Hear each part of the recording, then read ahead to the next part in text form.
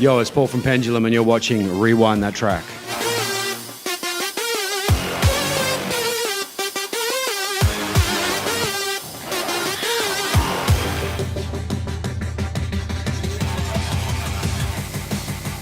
Colin McLean here for Rewind That Track. Joined, just come straight off the stage, Paul Harding from Pendulum.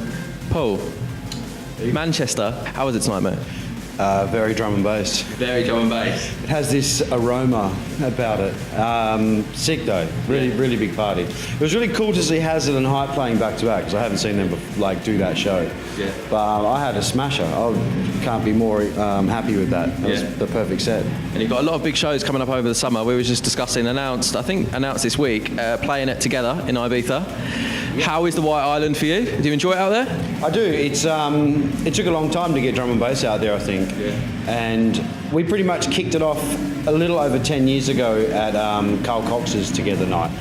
And then it was me and Bookham and Andy, and I think we're the only ones really that played there that often. And now it's weekly. Yeah. You've got Chase and Satis out there every week. We're out there 5 times, I think, this summer. Subfocus is out there.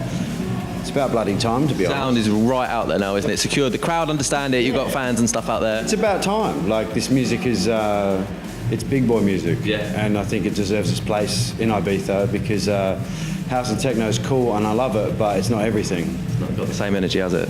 Ain't got that meat. You're never going to get a reload at a House of Techno event. No, could you imagine? They just they wouldn't know what to do. They'd be like, what's going on? Why did it stop?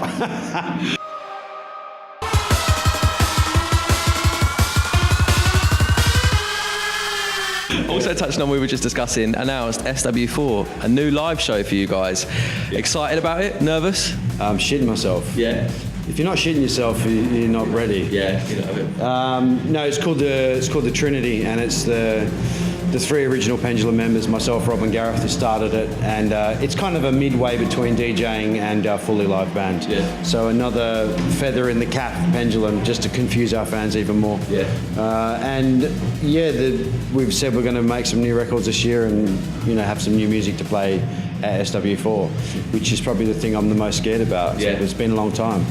DJing's easy, that's the fun bit, but squeezing that art out after 3 albums is definitely, it gets harder and harder. So I'm looking forward to getting back in the studio with the boys. There's already things that have been started, but it's been a long time. Looking on the live show, on a personal level for me, there's a video, I think it's about 2006 from Reading, where you guys are playing a live show. The crowd is going mental. There's a pit opening up. There's umbrella stands. I think it was back when it was maybe called the Carlin Weekender as well. Yeah. Have you got a favourite live show that you've played with the boys as Pendulum? Have you got one that sticks out? Like, personally for me, that's you. I'll go back and watch that video a lot all the time. Similar to that gig was Download Festival. Yeah. The first time we played Download. And I remember we were stuck on a lineup.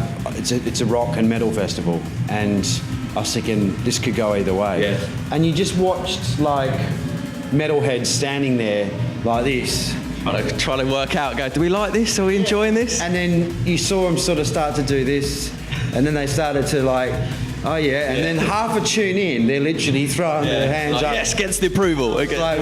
We just turned a festival of metalheads into drum and bass ravers without them even knowing. Yeah. So I remember standing on the stage and in the sound booth watching that happen, thinking this is a very poignant moment in the history of Pendulum. There's been too many, but that one, that was Donington Monsters of Rock. Yeah. So that was for me as a metalhead growing up, that was the pinnacle achievement to play Download and play Donington. So I just couldn't believe it.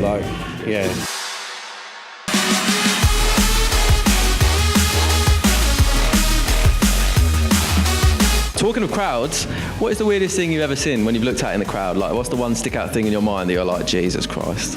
Lots of people having sex. In the crowd, during the song. What's all right, first of all, what song were you playing that you're going, this is getting them on? I think I was playing at one of the early Let It Rolls in the Czech Republic, when it was a smaller festival, and Jake's was emceeing for me. And there was up on the top of the roof, around the outside of the venue, was a gangway. Some dude got up there with his missus, and I could just watch them dancing, and then they were dancing a bit close, and then they were really dancing. Yeah. And I was just looking at it and I was like, I'm mesmerised by these revolting people. And I let a tune run out because I was just watching it. Stop it, you bastard. But no, there's been some. I mean, you go out in the crowd and you spend time in the crowd. It's a madness, and that's part of the adventure. And there's been some properly weird things that have happened at Pendulum gigs. Like people walking out with no clothes on and no shoes and like not caring. And It's the pit. They lose it. They lose everything. It is, yeah. But no, well, I think we've been lucky. Like there hasn't been any tragedies that I'm aware of at Pendulum gigs. I've been lucky to have been playing shows for so long to such a receptive audience. So, you know, tonight, like I'm playing songs that we made in 2005.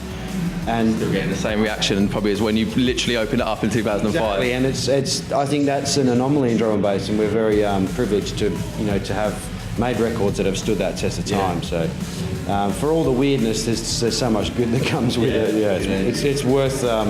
It's worth putting up with the dirty buggers up on this. I was asking a couple of the other guys as well, if I had to give you, what is your favourite 3-year period of drum and bass? If you had to pick your favourite 3-year era, what would you say yours is personally? I think that's an easy question for me because it was when I started buying records, and I think drum and bass evolved so quickly between probably the tail end of 1998 and the end of 2001. Okay, so 98 2001. Every time you go and watch, say, Andy C play a classic set, every time he's going to do a double drop or a tease with an old tune, it's probably within that 3 years, maybe 3 or 4 years.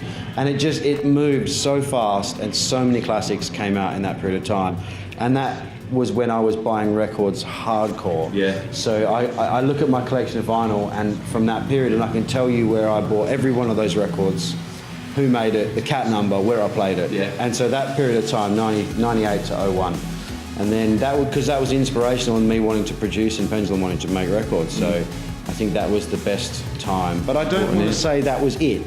No. I feel like I can look at every 3-year chunk from then onwards and pick out the gems and pick out the poignant moments. And, you know, we find ourselves in 2019.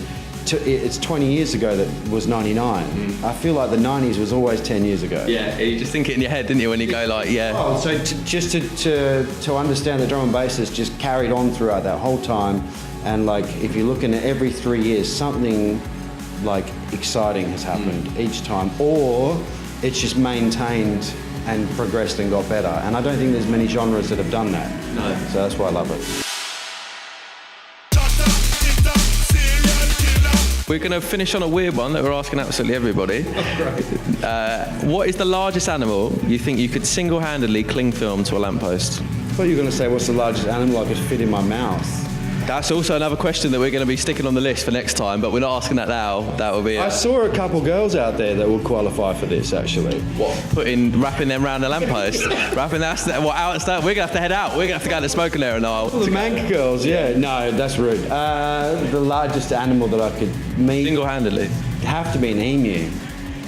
You think you could pick an emu up with one arm? I've ridden an emu before, just for fun. An emu, definitely. They're vicious bastards, but I'd give it a crack anyway. An emu it is. Paul, that is absolutely perfect. Thank you very much, mate.